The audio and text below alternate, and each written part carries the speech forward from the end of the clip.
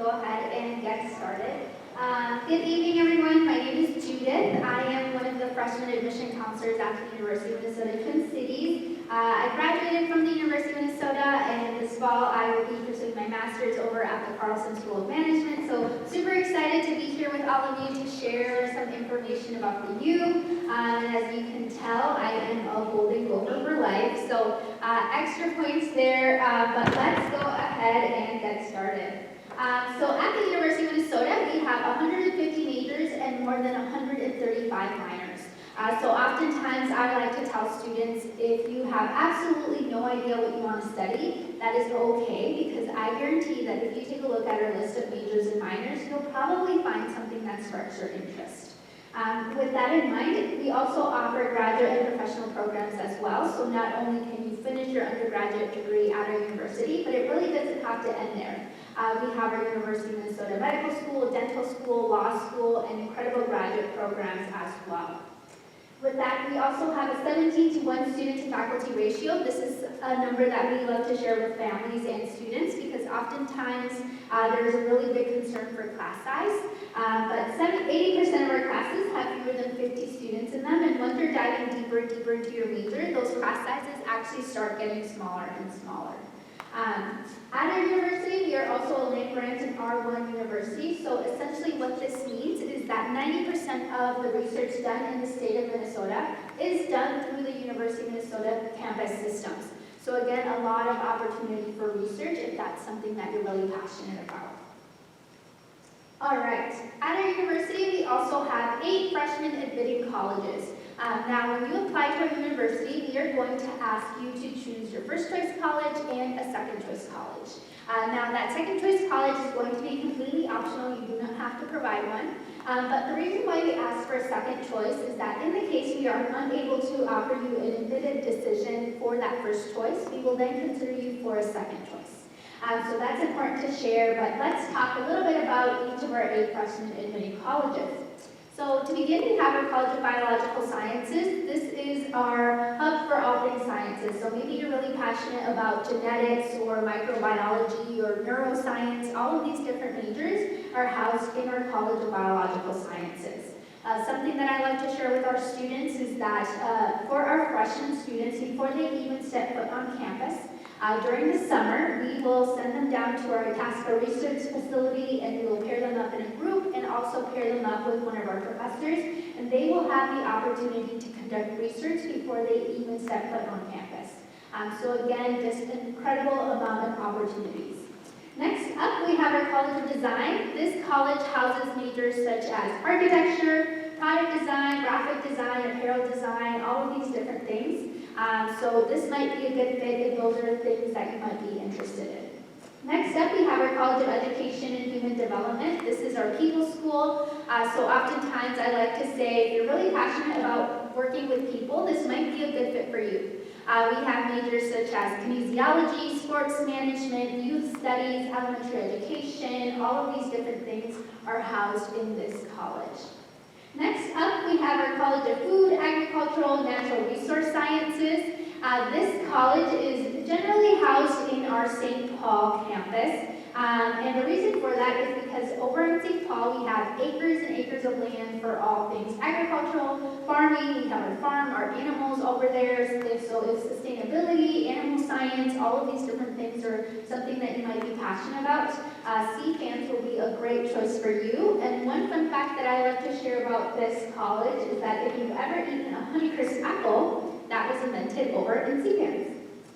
All right, next up we have our College of Liberal Arts. So this is our biggest college at the University of Minnesota, and it offers a wide range of majors. So if you're still in between and deciding what major might be a good fit, this might be a good college for you. We house majors ranging anywhere from sociology to political science to economics to theater. All of these different things are housed in our College of Liberal Arts.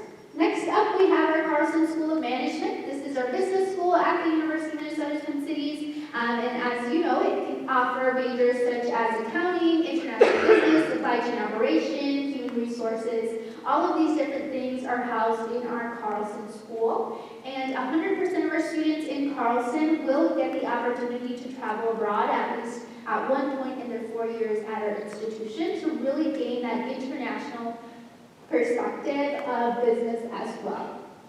Then we have our School of Nursing. So School of Nursing is our smallest school at the University of Minnesota, and because it is so small, it is also one of our most competitive schools at the University of Minnesota. So last year we admitted a class of about 100 students, but the really nice thing about this is that it really offers that one-on-one opportunity for our nursing students, and they also have the opportunity to really dive deep. It's a direct track into nursing. Typically, their third year, you'll be conducting clinicals. From there, after you complete your 4 years at our university, you will take that NCLEX exam to become a registered nurse. And a statistics that we love to share is that last year, 90% of our class passed their NCLEX exam on their first try. So for us, this is something that we love to share because it's really demonstrating that students are getting the necessary resources to not only be successful in undergrad, but to pass that NCLEX exam and be successful in their career later on as well. And lastly, we have our College of Science and Engineering. This college houses all things engineering, so industrial engineering, mechanical engineering, biochemical engineering, computer science, data science, all of these different things are housed in our College of Science and Engineering. We also have an Anderson Center located on our East Main campus, and it offers things such as 3D printing, laser cutting, water cutters, all of these different things as well.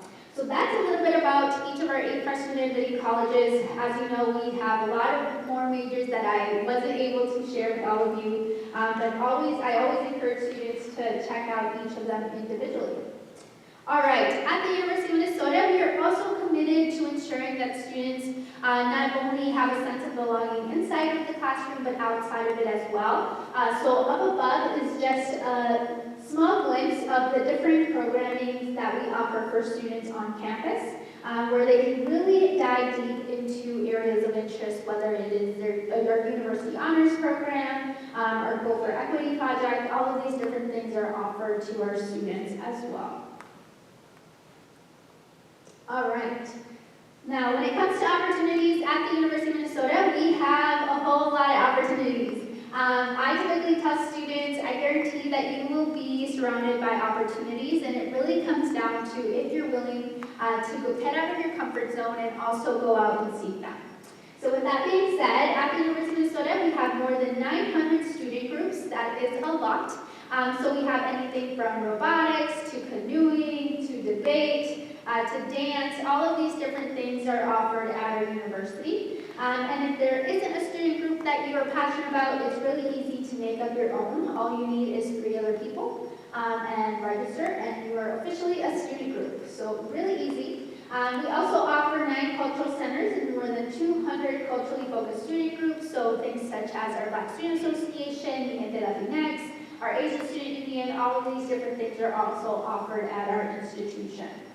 Now, when it comes to learning abroad, we have more than 180 programs to choose from in more than 50 countries. We also have a dedicated office to study abroad, so if study abroad is something that you're interested in, it is also something that we offer.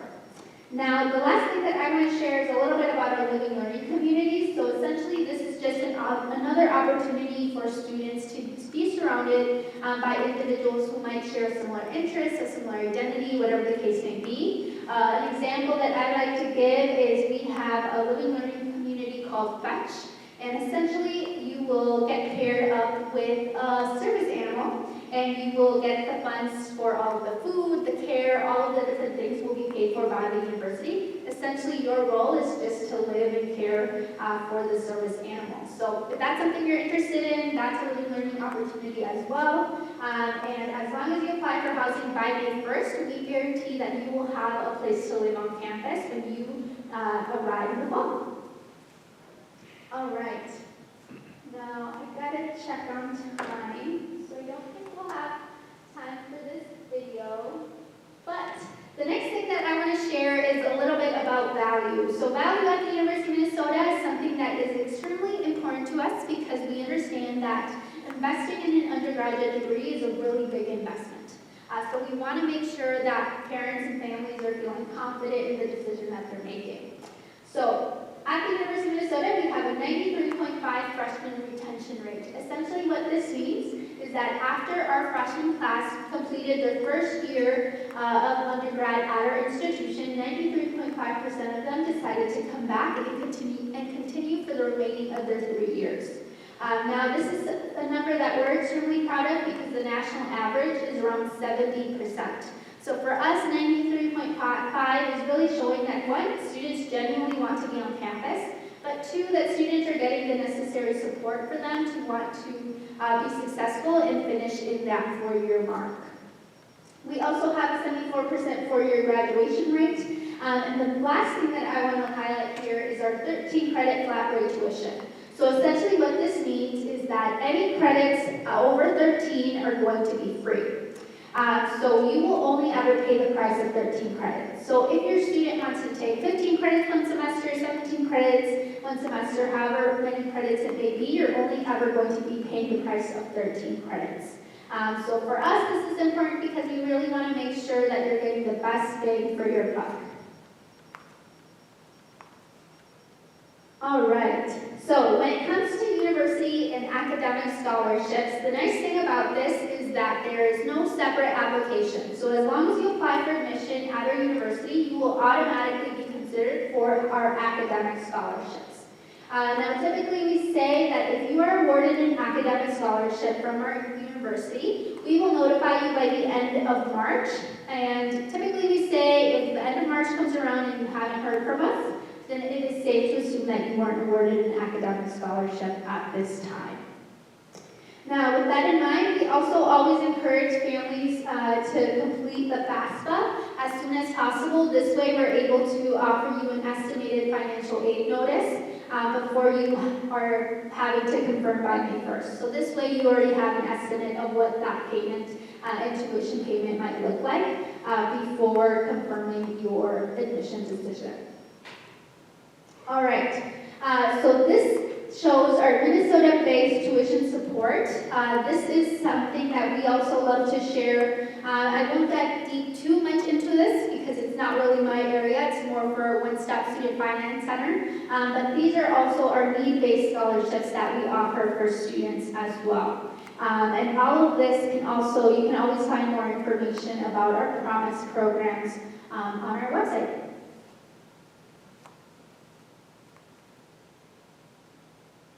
All right, so when it comes to applying to our university, like mentioned before, you only need to fulfill one application to be considered for 3 things. That's going to be admission, our university honors program, and our academic scholarships. So as long as you apply for admission, you will automatically be considered for those 3 things.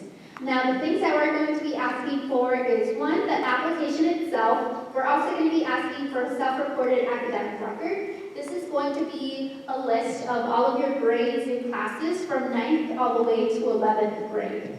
From there, we're also going to ask for a $55 application fee. This can be waived, so certainly feel free to reach out to your counselor or to our office, and we'd be happy to help. And then ACT, SAT, now through fall 2025, ACT and SAT will be optional, not required.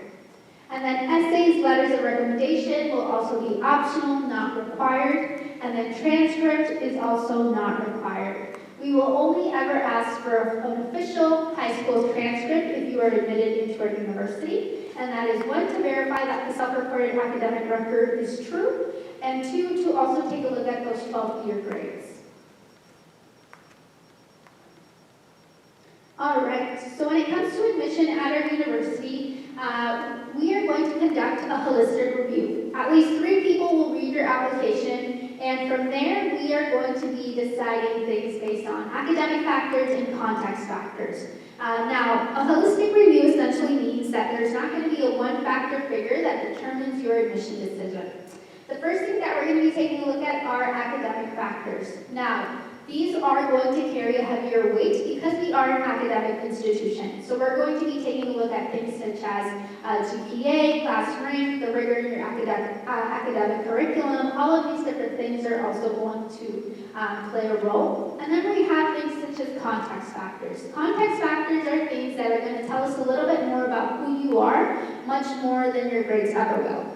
So for example, maybe you're a first-generation college student, or maybe you're a captain of your sports team, or whatever the case may be. These are also things that we are going to take into consideration if you choose to share those with us.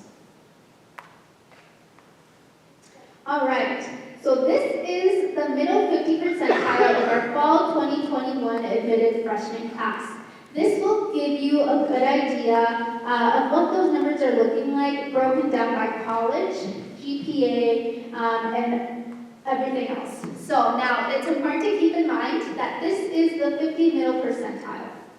25% of the students that we admitted had numbers lower than this, and 25% of the students that we admitted had numbers higher than this. So again, this is just to give you a good general idea, but we conduct a holistic review.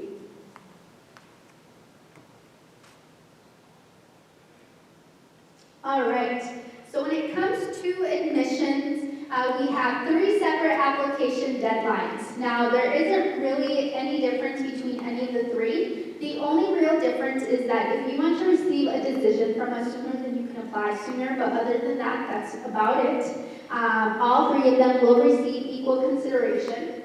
So you can see up above, if you apply by November 1st, we'll give you a decision by the end of January, and so forth and so forth. Now, it's also important to keep in mind that if you're interested in our School of Nursing, you will not have the option of all 3 deadlines. So if you're interested in our School of Nursing, you will only have 1 application deadline, and that's going to be November 1st. So once again, if you're interested in nursing, make sure you're applying by November 1st. All right, so that is a little bit about the University of Minnesota. I also wanted to be mindful and sparing some time for any questions that I can help answer at this time.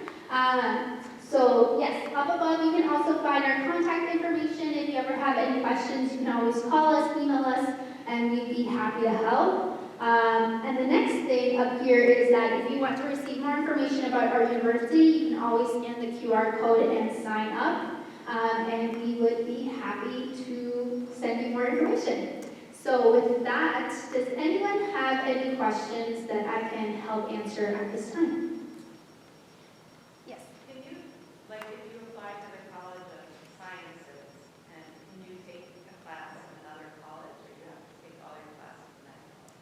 Yeah, great question. So I would say the best way to explain this is that if, for example, you're applying to the College of Science and Engineering, you are going to be limited to the majors that are housed in that college, but essentially you are not going to be limited to the types of classes that you can take. So all students are going to be required to take general liberal requirements.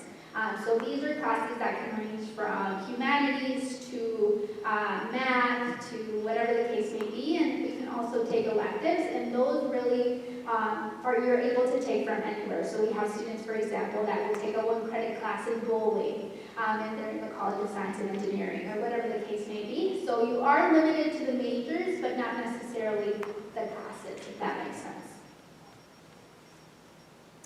Any other questions? So I see the essay or letters of recommendation are not required. So should applicants not submit those, or if they submit them, would they be looked at and considered? Yeah, great question. So the best way that I explain this to is typically I say it really is a personal decision. So if there, for example, if you believe that your grades don't really give a holistic review of who you are as an individual, we certainly always encourage students to submit a letter of recommendation or an essay to really share a little bit more about those context factors that we talked about earlier. Now, if you don't submit it, that's not going to make or break your application. Like I said, because we conduct a holistic review, we are going to consider all things, but if you, for example, let's say you don't submit a letter of recommendation, that's not going to really either admit or not admit you into that. So it really is just based on a personal decision. Now that leads me also to, oftentimes we get a lot of questions on ACT and SAT. So as you know, we are optional. Now, we always get asked, will I have a better chance of getting in if I submit my ACT or SAT?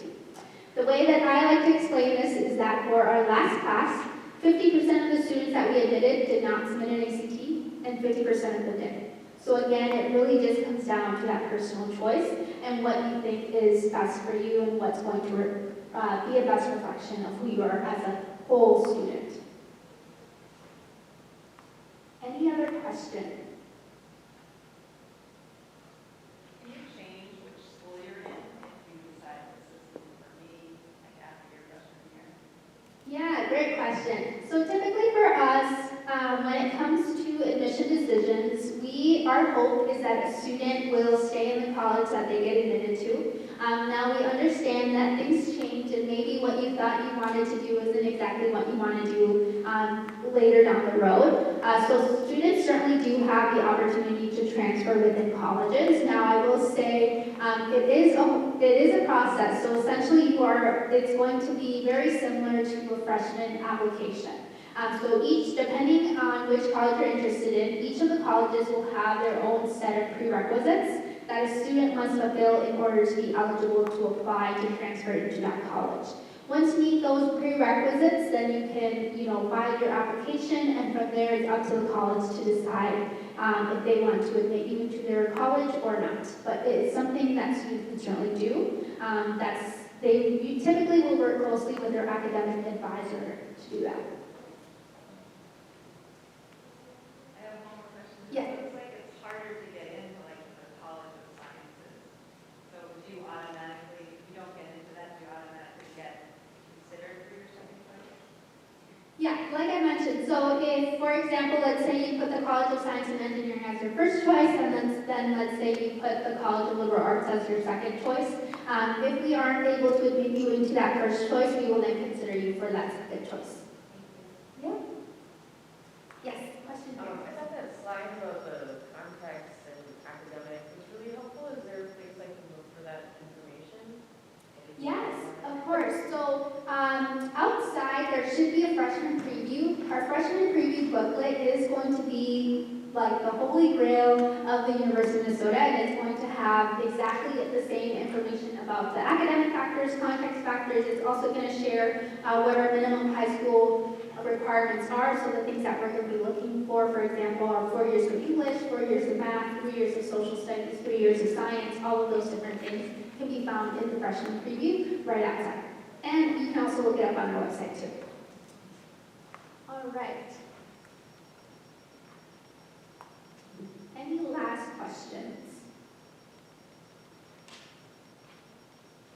Okay, perfect.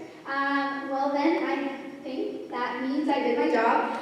So hopefully you learned a little bit more about the University of Minnesota Twin Cities. My business cards are also out there, so if you ever have any specific questions, you can always call me or email me. I am also the direct admission counselor for Washburn. So anytime a Washburn student sends us an email, it is most likely me who's going to answer them back. Yes? I just have a question. Yes. I heard at UW-Madison this year, some students, there wasn't enough dorm space for all the incoming freshmen. Do you know with a situation like that at U of M is? That is a good question. I unfortunately do not. All I know is that we typically say for students, when it comes to housing, students are able to register for housing before they are even admitted. So if you already know you want to live on campus, we highly, highly encourage students to fill out that housing application. That way we can ensure that you have a spot to live on campus. We say, I believe, March 31st is the deadline. So if you apply for housing by March 31st, we will guarantee that you have a spot to live on campus when you arrive in the fall. Yes. Okay, and I think that leaves us right on time. So that is 6:55 before you get to go on to your next session. Thank you so much for joining me today, and I hope you have a great evening.